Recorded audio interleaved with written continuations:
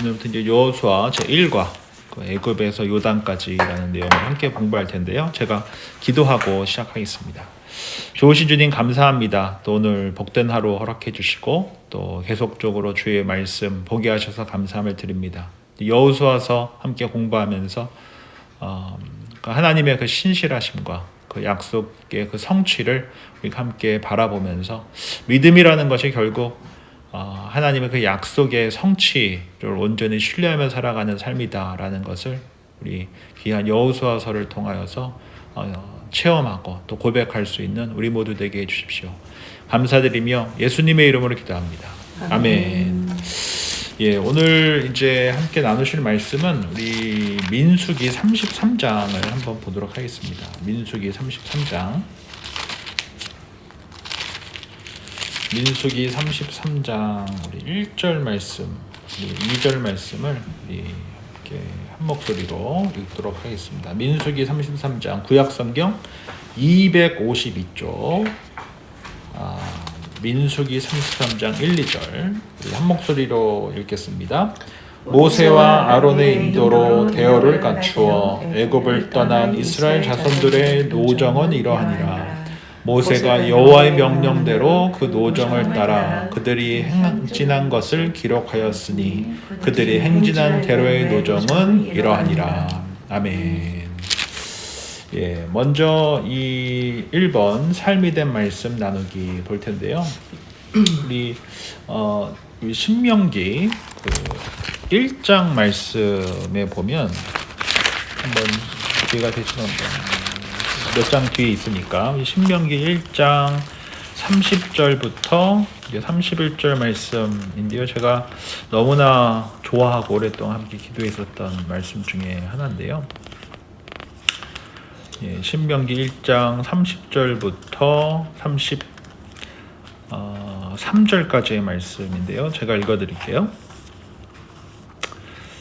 너희보다 먼저 가시는 너희의 하나님 여호와께서 애굽에서 너희를 위하여 너희 목전에서 모든 일을 행하신 것 같이 이제도 너희를 위하여 싸우실 것이며 광야에서도 너희가 당하였거니와 사람이 자기의 아들을 안는 것 같이 너희의 하나님 여호와께서 너희가 걸어온 길에서 너희를 안으사 이곳까지 이르게 하셨느니라 하나 이 일에 너희가 너희의 하나님 여호와를 믿지 아니하였도다. 그는 너희보다 먼저 그 길을 가시며 장막 칠 곳을 찾으시고 밤에는 불로 낮에는 구름으로 너희가 갈 길을 지시하신 자이시니라.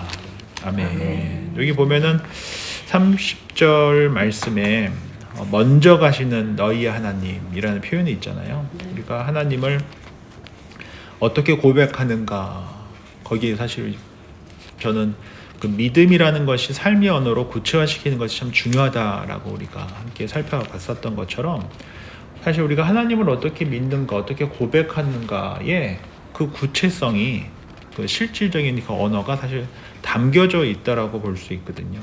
근데 이제 30절에 보면 모세가 너희보다 먼저 가시는 너희 하나님. 그러니까 모세가 경험한 그 믿음이 뭐냐라고 했을 때 하나님께서는 늘 먼저 가서 예비해 주셨다라고 하는 것이거든요. 먼저 가서 모든 것들을 다 준비해 주신 그 하나님께서 그 광야라고 하는 그 40년의 시간 동안 그렇게 일하셨으니 이제 약속의 땅에 들어갈 너희들이 신뢰하고 따라야 하나님이 바로 너희보다 먼저 가시는 하나님이시다 라는 것을 신뢰하면서 살아야 한다 라고 이렇게 이야기하고 있는 것이죠. 그래서 제가 뭐 다 비슷한 경험이 있으실 텐데 저만 해도 우리 권사님만 해도 이제 베리에 오신 지 몇 년 되셨잖아요. 근데 돌이켜 보면은 저도 마찬가지고요. 우리 집사님도 마찬가지, 다 마찬가지시고 그 길이 그 시간들이 좋았든 좋지 않았든 준비하셨어요. 예, 하나님께서 참 먼저 가셨다라고 하는 것을 고백하지 않을 수 없기에 또 앞으로의 이제 우리가 마주하게 될 2026년 또한 동일하게 역사하실 것이다 라는 것을 신뢰하면서 살아가는 삶이 결국은 믿음의 삶이다라는 것을 우리가 볼 수 있겠죠. 오늘 본문이 이제 민수기 33장이 참 중요한 것은 애굽에서 모압까지라고 하는 표현이 뭐냐면 애굽에서 이제 약속의 땅에 들어가기 바로 전까지의 그 40년의 그 여정의 그 지도를 처음부터 끝까지 다 담고 있는 성경 구절이 바로 이 민수기 33장이에요. 그래서 모압 평지라고 하는 것이 어떤 일이냐면 모세가 마지막 고별 설교를 했었던 곳이 모압 평지라고 봤을 때, 그렇게 봤을 때 모세를 통해서 하나님께서 출애굽이라고 하는 그 역사, 구원의 역사를 시작하시고 이제 모세는 하나님의 명령에 순종하여 약속의 땅에 들어가지 않고 마지막 설교를 하게 되죠. 그 내용이 다 담겨 있는 것이 바로 신명기예요. 그래서 신명기는 모세의 마지막 설교 내용이에요. 40년 동안 어떻게 하나님께서 구원하셨고 거룩하게 하셨고 약속의 땅까지 인도하셨는가에 대한 모든 내용이 설교로 표현되어진 것이 바로 이 신명기예요. 그래서 저희가 이제 여호수아서를 공부하기 전에 어떻게 하나님께서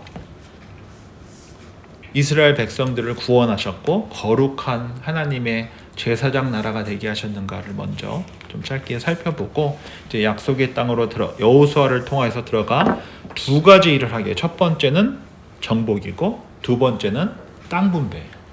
결국은 여호수아서의 가장 중요한 내용은 정복과 땅 분배. 이 두 가지 내용을 이제 앞으로 살펴보게 될 텐데, 우리가 이 가나안 땅으로 가게 하셨다라고 하는 것은 사실 우리의 구원의 여정과 너무 비슷한 점이 많아요. 그래서 구원의 여정을 그림 언어로 표현한다라고 하면은 출애굽 여정과 똑같다라고 우리가 볼 수 있는 거거든요. 하나님의 전적인 그 능력으로 10가지의 재앙과 또 홍해를 갈라 구원해 주셨고, 그리고 말씀의 자리인 시내산에 1년간 머물게 하셨고, 불순종과 불평으로 살아갔던 그들이 38년이라는 그 시간 동안 결국은 거룩한 하나님의 백성으로 불기둥과 구름기둥이 인도하시는 대로 순종하며 하루하루 살아가 마침내 약속의 땅에 들어가게 되는 바로 이 칭의, 성화, 영화라고 하는 이 구원의 신학적인 용어지만 그 구원의 여정을 그림 언어로 가장 잘 나타내주고 있는 내용이 결국은 이 출애굽기 내용이지 않습니까? 그래서 우리가 그렇게 살펴본다라고 한다면은 이 구원의 여정과 그리고 이제 담고 있는 이 출애굽기 민수기 내용과 그리고 이제 마지막 설교 내용을 담고 있는 신명기 내용을 우리가 짧게 시작하기 전에 살펴보면서 구원받은 하나님의 백성이 어떻게 거룩한 하나님의 백성으로 변화되어져 가는지를 함께 좀 살펴보는 그러한 시간을 가졌으면 합니다. 우리 이제 말씀의 뜻 헤아리기인데요. 먼저 우리 민수기 33장을 이렇게 쭉 펴놓고 그림을 이렇게 지도를 한번 옆에다가 이거 뜯으셔서 이렇게 좀 이렇게 옆에 놓고 보시면은 도움이 될 것 같아요. 첫 번째로 이제 1절부터 4절에 보면 이제 여정의 시작으로 되어져 있는데요. 우리 1절부터 4절 말씀을 우리 박주현 집사님께서 읽어주시면 감사하겠습니다. 모세와 아론의 인도로 대우를 갖추어 애굽을 떠난 이스라엘 자손들의 노정은 이러하니라. 모세가 여호와의 명령대로 그 노정을 따라 그들이 행진한 것을 기록하였으니 그들이 행진한 대로의 노정은 이러하니라. 그들이 첫째 달 15째 날에 라암셋을 떠났으니 곧 6월절 다음 날이라. 이스라엘 자손이 애굽 모든 사람의 목전에서 큰 권능으로 나왔으니 애굽인은 여호와께서 그들 중에 치신 그 모든 장자를 장사하는 때라. 여호와께서 그들의 신들에게도 벌을 주셨더라. 예, 감사합니다. 1번 보면 이스라엘의 자손은 모세의 인도하에 하나님의 큰 권능의 능력으로 애굽 라암셋에서 나와 행진을 시작했습니다. 그러면 여기 라암셋을 한번 찾아볼까요? 여기 라암셋이 보이시죠? 왼쪽 상단부에 여기 이제 라암셋이라고 하는 데는 이제 왕들의 무덤이 있는 곳이죠. 그래서 이 라암셋이라고 하는 곳에서 이제 시작되었다라는 것을 이 본문을 통해서 우리 3절에 보면은 나와 있죠. 그래서 그들이 첫째 달 15째 날에 라암셋을 떠났으니 곧 6월절 다음 날이라. 즉 10번째 재앙을 통하여 완전히 항복을 하고 6월절, 이 패스오버라고 하는 6월 하는 그 사건 이후 다음 날에 이스라엘 백성들이 떠날 준비를 이미 하고 있었잖아요. 그렇기 때문에 바로 나아가게 됐었던 것이죠. 그리고 애굽인은 여호와께서 그들 중에 치신 그 모든 장자를 장사하는 때라 여호와께서 그들의 신들에게도 벌을 주셨더라. 즉 이스라엘 백성들은 떠나고 애굽은 완전히 장례식장이 돼버린 거예요. 첫째 장자가 다 죽었으니까. 그래서 그렇게 하나님께 큰 심판을 받았다라고 하는 것을 볼 수 있고요. 애굽을 떠나기 전 이스라엘 자손들의 삶은 어떠했으며 그들을 향한 하나님의 마음은 어떠했는가. 이것을 우리가 출애굽기 2장, 이렇게 딱 손을 꽂아 놓으시고 출애굽기 2장으로 한번 가보도록 하겠습니다. 창세기 출애굽기 2장 23절에서 25절 말씀인데요. 아유, 저도 이제 안경을 쓸 때가 된 것 같아요. 23절에서 25절. 제가 읽어드립니다. 여러 해 후에 애굽 왕은 죽었고 이스라엘 자손은 고된 노동으로 말미암아 탄식하며 부르짖으니 그 고된 노동으로 말미암아 부르짖는 소리가 하나님께 상달된지라. 하나님이 그들의 고통 소리를 들으시고 하나님이 아브라함과 이삭과 야곱에게 세운 그의 언약을 기억하사 하나님이 이스라엘 자손을 돌보셨고 하나님이 그들을 기억하셨더라. 아멘. 여기 보면은 애굽을 떠나기 전 이스라엘 자손들의 삶은 어떠했으며 그들을 향한 하나님의 마음은 어떠했느냐라고 되어져 있을 때 지금 이스라엘 백성들은 애굽에서 어땠다고 이야기하고 있어요? 고된 노동 때문에 탄식하고 부르짖었고 그 소리를 하나님께서 들으셨고 아브라함과 맺은 언약을 기억하셔서 그들을 돌보셨다라는 것이죠. 그래서 이 이집트 람셋에서 보낸 그 시간은 이스라엘 백성들의 그 삶 속에서 굉장한 고난의 시간이었다라고 하는 것을 우리가 볼 수가 있는 것이에요. 사실 처음에 애굽에 정착했을 때에는 요셉이 총리로 있었기 때문에 굉장히 보호 아래 자유를 보장받았지만 요셉이 죽고 나서 애굽의 왕조가 바뀐 이후로 그들은 어떻게 됩니까? 노예가 돼버렸어요.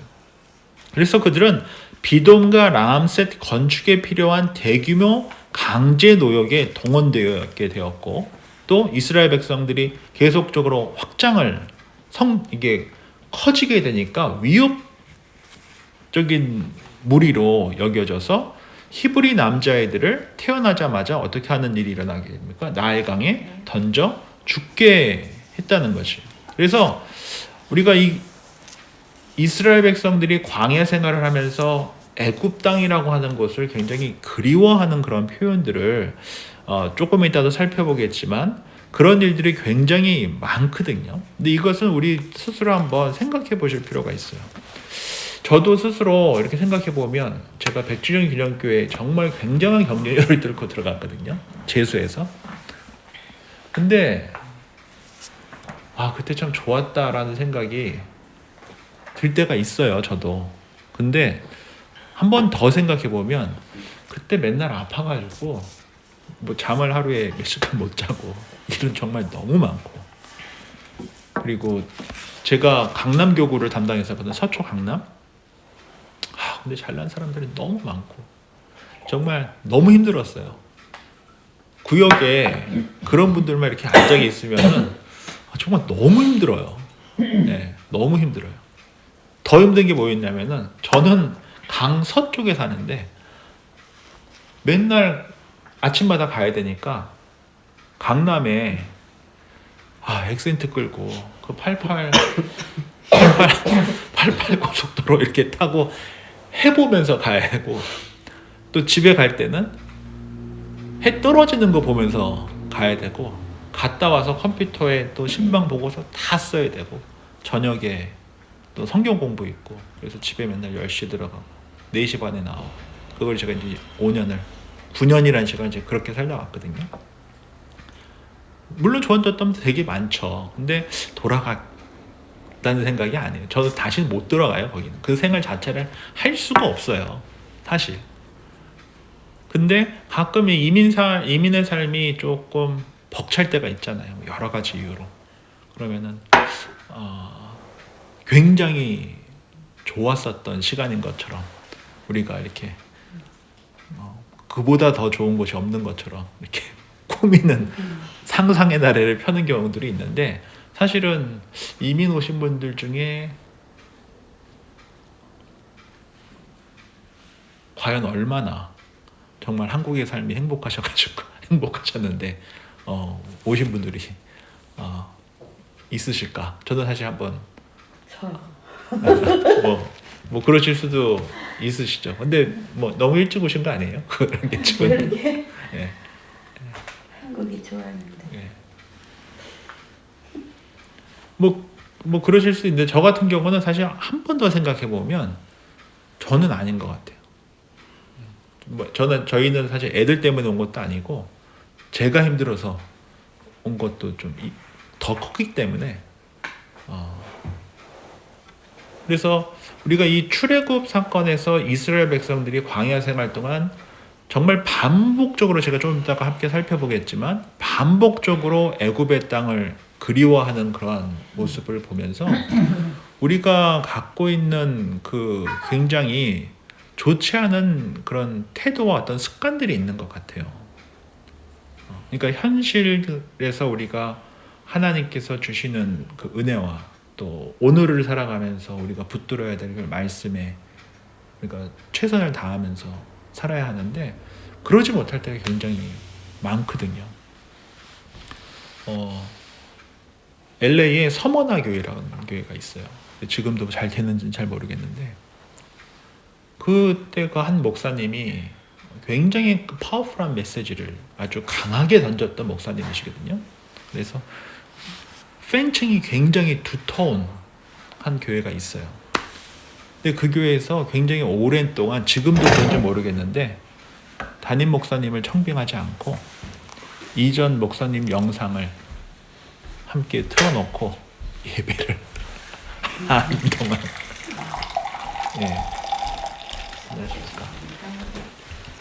드렸던 거예요. 저는 그게 뭐 나쁘다라고만 봐야 되나? 뭐 잘 모르겠어요. 근데 제 관점에서는 좀 그래요. 왜냐하면 오늘을 살아야 되잖아요. 근데 계속 어제만 사는 거예요. 그래서 우리가 지난 삶들에 대해서 우리가 감사로 우리가 마무리하고 소망 가운데 내일을 바라보고 주어진 오늘이란 시간을 최선을 다해서 오늘 나에게 역사하시는 하나님을 붙들고 살아가는 것이 참 중요한데, 그러지 못할 때가 너무나 많은 거죠. 다른 말로 하면 오늘이 나한테 만족스럽지가 않고 오늘이 나한테 너무 힘이 드니까 그냥 과거를 회상하며 착각하고 있는 것이지, 사실 과거의 현실 또한 그렇지 않았다라는 것이고, 사실 오늘이 행복하면 그런 생각을 하지 않아요. 근데 오늘이 그렇지 않으니까 마치 과거가 굉장히 행복했었던 것처럼 꾸미고 거기에 붙들려 살아가는 것이지. 근데 그러한 삶은 저는 그건 신앙적으로도 그렇고 개인의 삶 속에서도 그렇고 좋을 것이 별로 없다. 오히려 오늘이라는 이 시간 속에서 하나님께서 지금 나한테 주시는 here and now가 제일 중요한 거잖아요. 여기서 하나님께서 나에게 붙여주신 이들과 함께 주어진 상황 속에서 살아가는 것, 그리고 거기서 감사의 조건을 찾아보는 것, 그것이 더 건강한 신앙생활이 아니겠는가라는 생각을 해보게 됩니다. 이스라엘 백성들은 사실은 처음에는 하나님께서 그들을 구원해 주시기 위해서 애굽에 들어오게 하셨어요. 그래서 창세기 45장을 한번 찾아보도록 하겠습니다. 창세기 45장. 창세기 45장 5절부터 7절까지의 말씀을 잘 하시는 말씀인데요. 우리 구약성경 71쪽 5절부터 7절 말씀 제가 읽어드립니다. 당신들이 나를 이곳에 팔았다고 해서 근심하지 마소서, 한탄하지 마소서. 하나님이 생명을 구원하시려고 나를 당신들보다 먼저 보내셨나이다. 이 땅에 2년 동안 흉년이 들었으나 아직 5년은 밭갈이도 못하고 추수도 못할지라. 하나님이 큰 구원으로 당신들의 생명을 보존하고 당신들의 후손을 세상에 두시려고 나를 당신들보다 먼저 보내셨나니 라고 되어져 있죠. 다른 말로 하면은 지금 이스라엘 백성들이 애굽 생활을 하게 된 것은 하나님께서 굶주려 죽을 수밖에 없었던 이스라엘 백성들을, 야곱의 가족을 구원하시기 위해서 애굽의 땅에 오게 하셨고, 그리고 이 한 70명 정도 되는 7, 80명 되는 그 애굽의 가족이 400년이라는 시간 동안 애굽 생활을 하면서 엄청나게 번창하게 되잖아요. 한 민족이 되게 되잖아요. 그러한 인큐베이터와 같은 곳이 어디였습니까? 이게 애굽의 땅이었던 것이에요. 민족, 한 가정에서 민족이 된 곳이거든요. 수십만 명의 그 민족이 된 곳이거든요. 그래서 이 애굽 사람들이 위협감을 느낄 정도의 그 민족이 된 곳이었는데, 그곳에서 번성하고 노예 생활을 하면서 그들이 어떻게 되었느냐? 하나님을 잊어버렸다는 것이에요. 애굽의 우상을 따랐다는 것이에요. 하나님과의 약속을 잃어버렸다는 것이에요. 즉 하나님께서 그들을 구원하시기 위해서 보내셨으나 그 400년이라는 시간 동안 그들은 하나님을 잃어버리고 살았고 우상을 따르며 살았고, 결국 그들은 고난과 징계의 시간을 보낼 수밖에 없었다는 것이죠. 물론 창세기 상반절에 보면은 아브라함에게 그 악이 찰 때까지 400년 동안 너희가 애굽에서 생활할 것이다 라고 하는 말씀도 있지만, 정말 이 400년이라는 시간은 하나님의 구원으로 시작되었지만 이스라엘 백성들이 번성하고 커져가는 여정 속에서 하나님을 잃어버렸다라고 하는 것 또한 기억하셔야 한다는 것이죠. 그래서 예레미야서 2장 13절에 보면 내 백성이 두 가지 악을 행하였나니 곧 그들이 생수에 근원되는 나를 버린 것과 스스로 웅덩이를 판 것인데 그것은 그 물을 가두지 못할 터진 웅덩이들이다. 그래서 오늘 이 민수기 33장 이 1절부터 4절 말씀을 통해서 우리가 좀 기억하셔야 될 것은, 결국 이스라엘 백성들이 애굽에서 생활했던 그 시간이 결코 행복한 시간이 아니었었다라는 것이고, 죄악이 가득한 시간이었던 것이고, 그리고 그들은 하나님께 도움을 청하고 있었던 그러한 시간들이었다라고 하는 것을 우리가 기억을 하셔야 한다는 것입니다. 그래서 이제 5절부터 8절 말씀을 다시 민수기 33장으로 돌아가셔서 5절부터 8절 말씀을 우리 박 집사님께서 한 번 더 읽어주시면 감사하겠습니다. 이스라엘 자손이 라암셋에서 발행하여 숫곳에 진쳤고 숫곳에서 발행하여 광야 끝에 담에 진쳤고 에담에서 발행하여 바알스본 앞 비하히롯으로 돌아가 믹돌 앞에 진쳤고 하히롯 앞에서 발행하여 바다 가운데로 지나 광야에 이르고 에담 광야로 3일 길쯤 들어가서 마라에 진쳤고 마라에서 발행하여 엘림에 이르니 엘림에는 샘물 12과 종려 70주가 있으므로 거기 진쳤고. 예, 감사합니다. 우리 2번 보면 이제 라암셋에서 해방된 이스라엘 백성들은 곧장 광야로 가게 됩니다. 그리고 에담 광야로 나아가던 그들이 만난 첫 번째 장애물은 무엇이냐? 첫 번째 장애물이 무엇이라고 되어져 있습니까?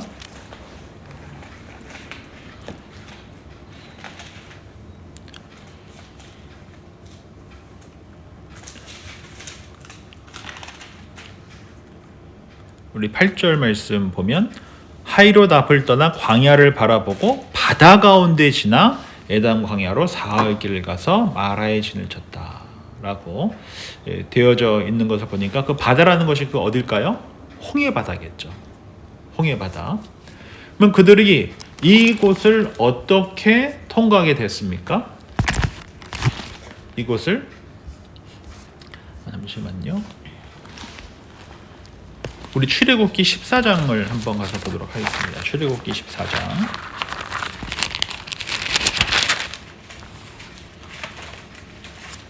출애굽기 14장 21절부터 25절까지의 말씀인데요.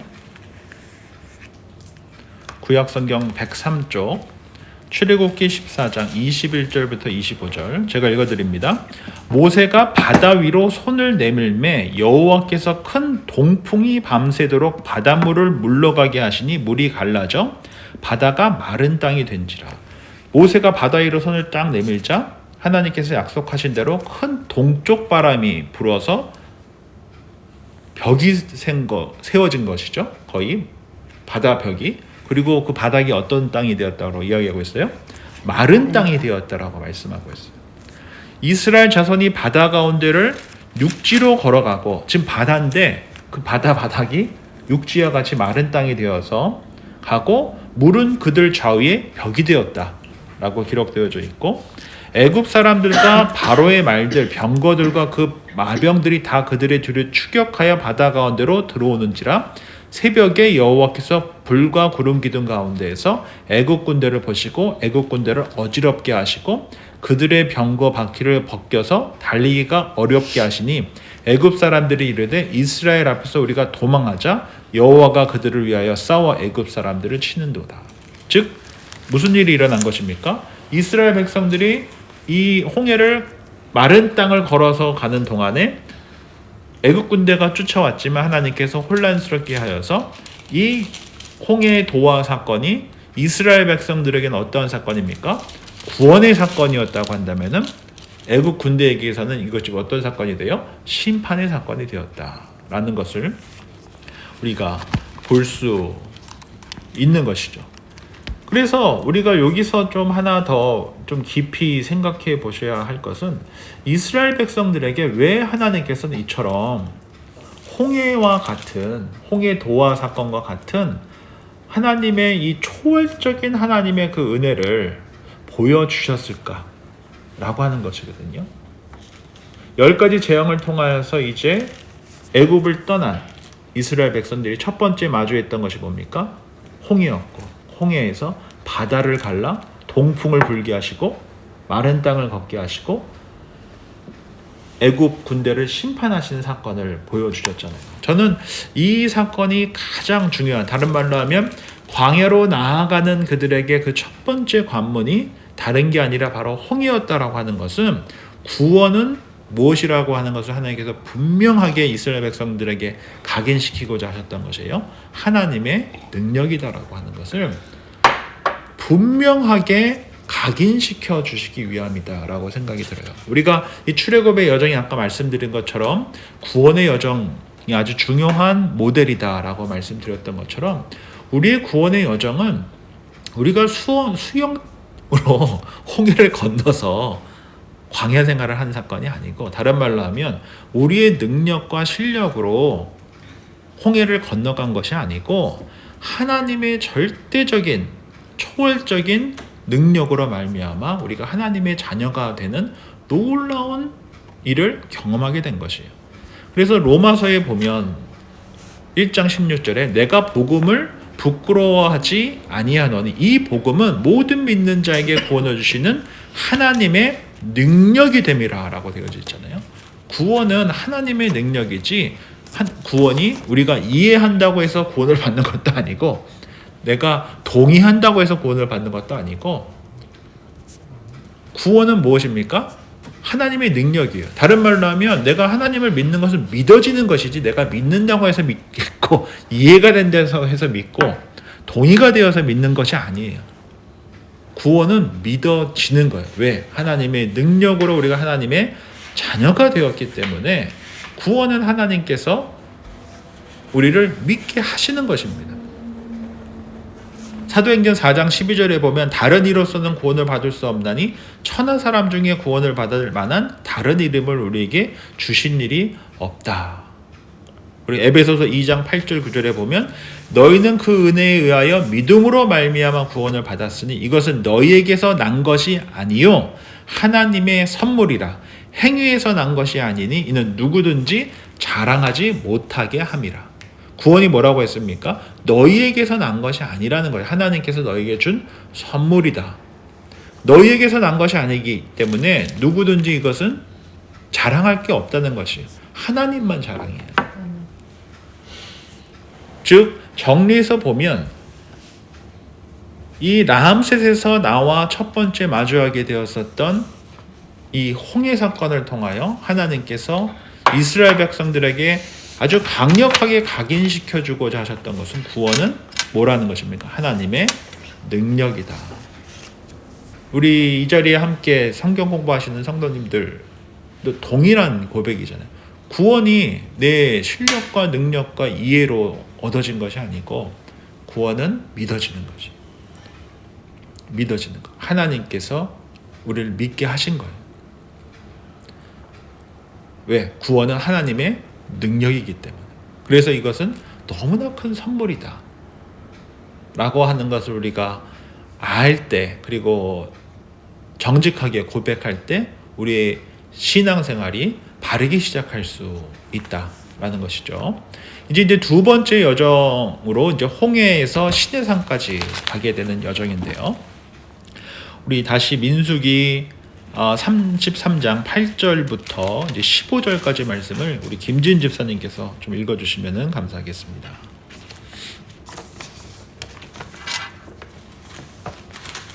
마라에서 발행하여 엘림에 이르니 엘림에는 샘물 12과 동료 70지가 있으므로 거기 진쳤고 엘림에서 발행하여 홍해가에 진쳤고 홍해가에서 발행하여 신광야에 진쳤고 신광야에서 발행하여 돛가에 진쳤고 돛가에서 발행하여 알루스에 진쳤고 알루스에서 발행하여 르비딤에 진쳤는데 거기는 백성이 마실 물이 없었더라.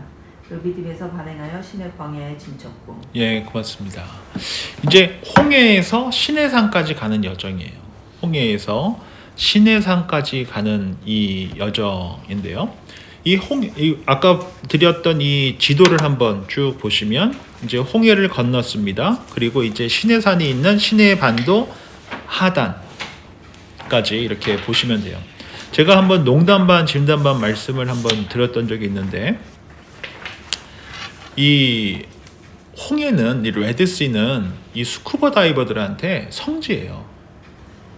제 기억에 블랙홀로 제가 기억을 하는데 가장 깊은 그 수심 들어갈 수 있는 곳 중에 한 군데가 이 홍해고요. 우리가 그냥 걸어서 건너갈 만한 그런 것이 아니고 바다예요. 그리고 상어가 종류별로 다 있어요.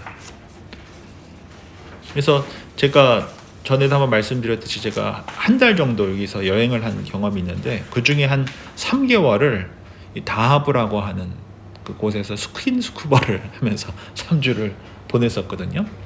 굉장히 깊은 바다입니다. 그리고 스쿠버 다이버들의 성지예요.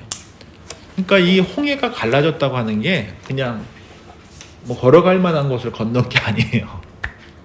바다가 갈라졌다라는 것을 우리가 볼 필요가 있고요. 그렇게 바다를 가르신 하나님께서 이제 이스라엘 백성들로 하여금 시내산으로 가게 하셨던 것이죠. 3번 보면 홍해 바다를 기적같이 건넌 이스라엘 백성들은 광야로 들어서게 됩니다. 그러나 그들은 시내산에 도달하기까지 구원의 은혜, 해방의 감격은 다 잊은 채 가는 곳마다 불평과 원망을 반복합니다. 그들이 무엇 때문에 불평했는지를 한번 찾아봅시다. 요 사진에 보시면, 사진 그림에 보시면 이제 그 한 2번부터 5번까지 이렇게 쭉 이렇게 되어져 있죠. 그러면 구체적으로 이들이 무엇 때문에 불평을 하고 원망을 했는지 한번 찾아볼 텐데요. 우리 다시 이게 민수기 33장 손가락 딱 껴놓으시고 출애굽기 14장으로 한번 다시 돌아가도록 하겠습니다. 출애굽기 14장 9절부터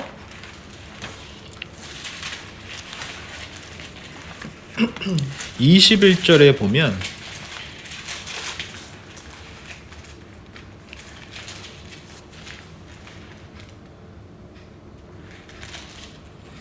우리 10절 11절 말씀을 제가 읽어드릴게요. 바로가 가까이 올 때 이스라엘 자손이 눈을 들어 본즉 애굽 사람들이 자기들 뒤에 이른지라. 이스라엘 자손이 심히 두려워하여 여호와께 부르짖고 그들이 또 모세에게 이르되 애굽에 매장지가 없어서 당신이 우리를 이끌어내어 이 광야에서 죽게 하느냐.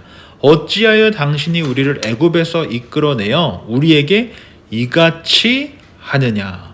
우리가 애굽에서 당신에게 이른 말이 이것이 아니냐. 이르기를 우리를 내버려 두라. 우리가 애굽 사람을 섬길 것이라 하지 아니하더냐. 애굽 사람을 섬기는 것이 광야에서 죽는 것보다 낫겠더라. 지금 이 홍해 앞에서 애굽 군대가 쫓아오자 이렇게 불평하고 원망하고 있었던 것이에요. 그리고 나서 이제 15장으로 가겠습니다. 15장 22절 그리고 24절 보시면 제가 읽어드립니다. 모세가 홍해에서 이스라엘을 인도하며 그들이 나와서 수르 광야로 들어가서 거기서 사흘 길을 걸었으나 물을 얻지 못하고 마라에 이르렀더니 그곳 물이 써서 마시지 못하겠으므로 그 이름을 마라라 하였더라. 백성이 모세에게 원망하여 이르되 우리가 무엇을 마실까 하매 라고 되어져 있죠. 지금 홍해를 건넜습니다. 놀라운 하나님의 구원을 경험했습니다. 사흘 길을 걸었습니다. 그리고 나서 간 곳이 마라라고 하는 오아시스인데 그 오아시스의 물이 써서 마실 수가 없었던 것이에요. 그러자 어떻게 합니까? 원망하고 있어요. 그러나 26절에 보면 25절에 보면 이렇게 되죠. 모세가 여호와께 부르짖었더니 여호와께서 그에게 한 나무를 가리키니 그가 물에 던지니 물이 달게 되었더라. 거기서 여호와께서 그들을 위하여 법도와 율례를 정하시고 그들을 시험하실세. 즉 나뭇가지를 던지자 어떻게 돼요? 단물이 되어서 마실 수 있게 되었던 것이죠. 그리고 나서 이제 16장으로 가시면 16장에 가시면 16장 1절 그리고 3절입니다. 이스라엘 자손의 온 회중이 엘림에서 떠나 엘림과 시내산 사이에는 신광야에 이르니 애굽에서 나온 후 둘째 달 15일이라. 이스라엘 자손 온 회중이 그 광야에서 모세와 아론을 원망하여 이스라엘 자손들이 그들에게 이르되 우리가 애굽 땅에서 고기 가마 곁에 앉아 있었던 때와 떡을 배불리 먹던 때에 여호와의 손에 죽었더라면 좋았을 것을 너희가 이 광야로 우리를 인도해 내어 이 온 회중이 줄여 죽게 하는도다 라고 되어 있잖아요. 정말 이들이 3절 말씀처럼 애굽 땅에서 고기 가마 곁에서 앉아 있었습니까? 떡을 배불리 먹었고 있었습니까? 전혀 그렇지 않았었잖아요. 뭐 그런 날도 있었겠죠. 그러나 그들은 고통 가운데 신음하고 있었거든요. 하나님을 찾고 있었거든요. 근데 이렇게 착각하고 있었다라는 것이. 그러면서 모세를 하나님을 원망하고 있고 이 일로 인하여서 이스라엘 백성들에게 어떤 일이 일어나죠? 만나와 메추라기를 먹을 수 있게 하나님께서 인도해 주셨다는 것이. 마지막으로 우리 17장 1절로 가서 보시면 제가 1절부터 3절 읽어드립니다. 이스라엘 자손의 온 회중이 여호와의 명령대로 신광야에서 떠나 그 노정대로 행하여 르비딤의 장막을 쳤으나 백성이 마실 물이 없는지라. 백성이 모세와 다투어 이르되 우리에게 물을 주어 마시게 하라. 모세가 그들에게 이르되 너희가 어찌하여 나와 다투느냐. 너희가 어찌하여 여호와를 시험하느냐. 거기서 백성이 목이 말라 물을 찾음에 그들이 모세에게 대하여 원망하여 이르되 당신이 어찌하여 우리를 애굽에서 인도해 내어서 우리와 우리 자녀와 우리의 가축이 목말라 죽게 하느냐. 그리고 이곳에서 모세가 치고 하나님의 명령대로 반석에서 물이 나오게 되는 경험을 하게 되는 것이죠.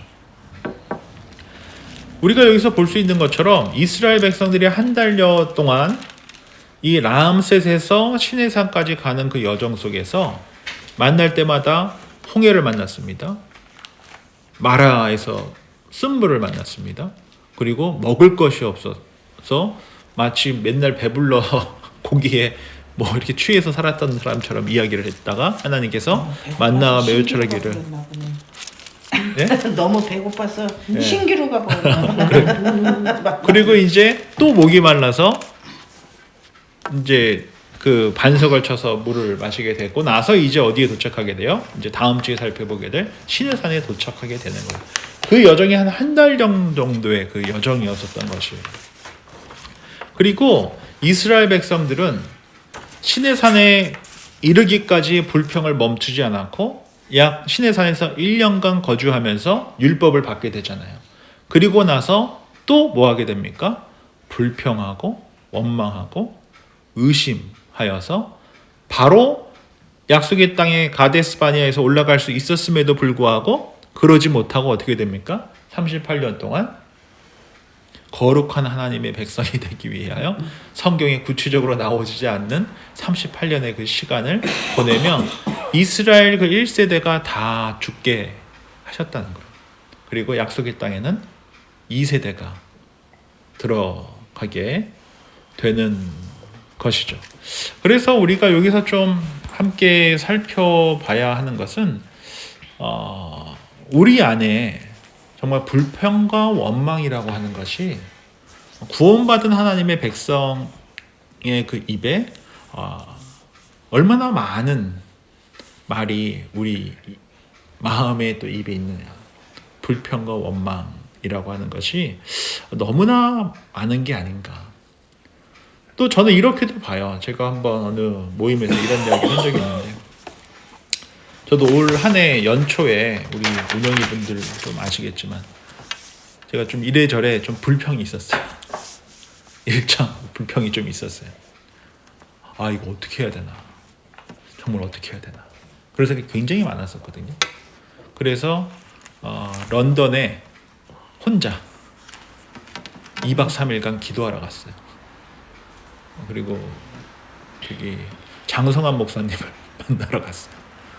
어떻게 될지 모르겠더라고요. 그래서 한번 상담도 받을 겸 기도도 받을 겸 런던에 가서 2박 3일 동안 이렇게 기도하고 온 적이 있어요. 이게 계속 불평이 나고 원망이 되고 이러다 보니까 안 되겠다. 제가 우리 운영이 분들한테 말씀드렸거든요. 제가 기도하고 올게요. 그러면 이제 뭔가 문제가 있는 거예요. 기도하고 올게요. 그러면 뭔가 문제가 있는 거예요. 저한테. 그래서 이제 갔다 오고 나서 하나님께서 이렇게 풀어주시는 것을 제가 올 한 해 쭉 이렇게 경험을 했어요. 그래서 그때 제가 경험하게 된 것은 하나님께서는 나의 그 불평과 원망까지도 다 들으시고 기도가 되게 하시는구나. 제가 그거를 경험하게 됐어요. 올 한 해. 우리가 이 시편 22편은 사실 두려움 속에서 다윗이 원망과 어떤 아픔의 이야기들을 했던 곳이라고 하면 어둠의 시간 가장 그 어떤 깊은 어떤 심연과 같은 거죠.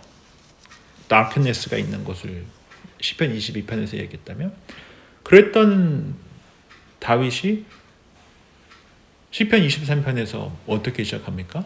선사님? 여호와는 나의 목자시니로 시작하잖아요. 내게 부족함이 없다. 그러니까 하나님께서는 시편 23편만 기도로 보지 않으시고 시편 22편도 기도로 들어주신다는 거죠. 저는 비록 이들이 그 불평과 원망을 한 것 맞지만 하나님께서 어떻게 하셨다는 거예요? 들으셨다는 거예요.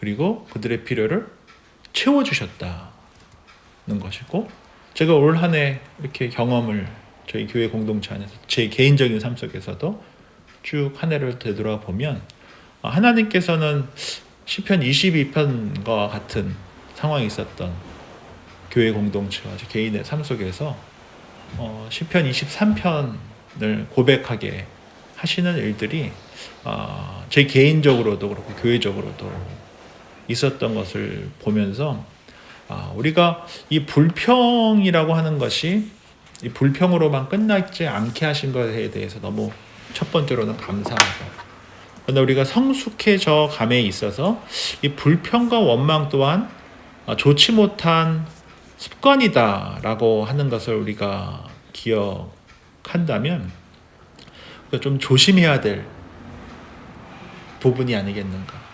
오히려 감사와 찬양의 언어로 바꾸실 하나님을 또 소망하면서 살아가는 것이 참 중요하지 않을까라는 생각을 해보게 되고요. 우리 요한복음 5장을 한번 가서 보도록 하겠습니다. 요한복음 5장.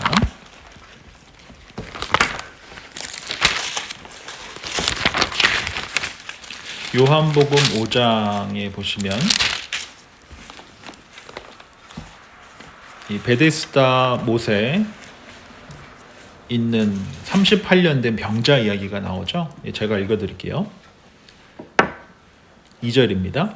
예루살렘에 있는 양문 곁에 히브리 말로 베데스다라 하는 못이 있는데 거기에 행각 5이 있고 그 안에 많은 병자, 맹인, 다리 저는 사람, 혈기 마른 사람들이 누워 물의 움직임을 기다리니 이는 천사가 가끔 못에 내려와 물을 움직이게 하는데 움직인 후에 먼저 들어가는 자는 어떤 병에 걸렸든지 낫게 되밀어라.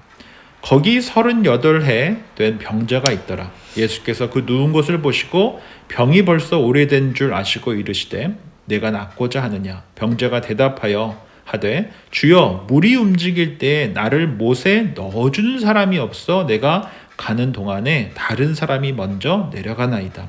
예수께서 이르시되 일어나 내 자리를 들고 걸어가라 하시니 그 사람이 곧 나아서 자리를 들고 걸어가니라. 이날은 안식일이니. 아멘. 이 본문 말씀을 우리가 너무 잘 아는 말씀이잖아요. 근데 제가 놓쳐섰던 말씀이 무엇이냐면 예수님께서 이 38년 된 병자에게 물으셨어요. 내가 낫고자 하느냐. 그랬더니 네, 낫고 싶습니다라고 하지 않고 뭐라고 답해요? 날 넣어줄 사람. 날 넣어줄 사람이 없다. 뭐가 먼저 나와요? 불평과 원망이 먼저 나오잖아요. 예수님께서 들으시고 이렇게 말씀하시죠. 일어나 내 자리를 들고 걸어가라. 우리의 사실 기도가 정말 적지 않은 우리의 기도가 예수님께서 이렇게 우리에게 말씀하시고 이야기하실 때, 보여주실 때 첫 번째 반응이 어쩌면 38년 된 이 병자와 같이 반응할 때가 얼마나 많은가라고 하는 것을 우리가 한번 살펴보면서 우리 안에 저도 여전히 제 안에 있는 불평과 그 원망의 그 씨를 하나님께서 정말 감사하게 또 불평과 원망으로만 끝나지 않게 하시고 오히려 감사와 찬양으로 바꾸어 주셔서 너무나 감사하고 또 우리가 이것이 우리에게 잘못된 영적 습관이 되지 않도록 하기 위해서 말씀 안에서 불평이 습관화되지 않도록 원망이 습관화되지 않도록 우리가 한번 좀 잘 다듬어야 할 부분이 있지 않겠느냐라는 생각을 해봅니다. 오늘은 이 민수기 33장을 통하여서 이제 라암셋에서 어디까지요? 시내산까지 가는 그 여정 속에서 홍해 앞에서 원망하고 불평하고 마라 앞에서 불평하고 원망하고 신광야에서 불평하고 원망하고 르비딤에서 불평하고 원망했던 그들에게 하나님께서 홍해를 갈라 걷게 하시고 단물이 되게 하시고 만나와 메추라리를 먹여주시고 또 반석을 쳐서 물을 마시게 해주셨던 것처럼 우리 하나님께서 비록 불평하며 살아가는 또 원망하며 살아가는 우리들이 원망과 불평으로만 살아가지 않도록 오히려 감사와 찬양으로 변화되게 하기 위해서 이렇게 역사하신 그 하나님이시라는 것을 우리가 좀 기억하고 좀 더 성숙된 그리스도인으로서 살아가기 위해서 원망과 불평이 아닌 감사와 찬양으로 살아가기를 좀 다시 한번 결단하는 저와 여러분들이 되었으면 좋겠습니다.